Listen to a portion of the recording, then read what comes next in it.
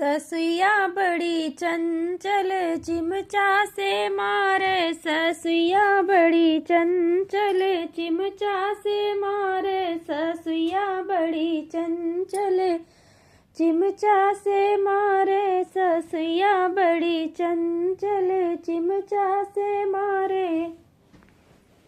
सासू जी के मारे ससुर लगे गईली, सासू जी के मारे ससुर लगे गईली।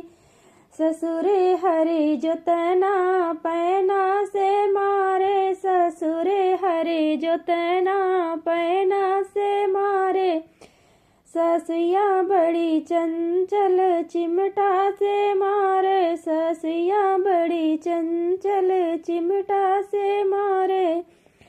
ससुर जी के मारे देवर लगे गईली, ससुर जी के मारे देवर लगे गईली।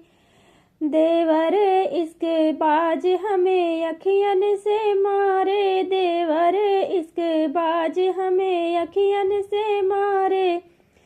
ससुइया बड़ी चंचल चिमटा से मारे, ससुइया बड़ी चंचल चिमटा से मारे।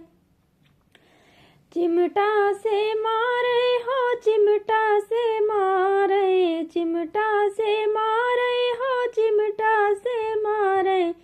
ससुइया बड़ी चंचल चिमटा से मारे, ससुइया बड़ी चंचल चिमटा से मारे। देवर जी के मारे सैया लगे गईली, देवर जी के मारे सैया लगे गईली। सैया हमें दर्दी हमें गोद में बैठावे, सैया हमें दर्दी हमें गोद में बैठावे। ससुइया बड़ी चंचल चिमटा से मारे, ससुइया बड़ी चंचल चिमटा से मारे। चिमटा से मारे हो, चिमटा से मारे, चिमटा से मारे हो, चिमटा से मारे। ससुइया बड़ी चंचल चिमटा से मारे, ससुइया बड़ी चंचल चिमटा से मारे। मेरा गाना सुनने के लिए आप सभी को बहुत बहुत धन्यवाद। हंसी मजाक का गाना है।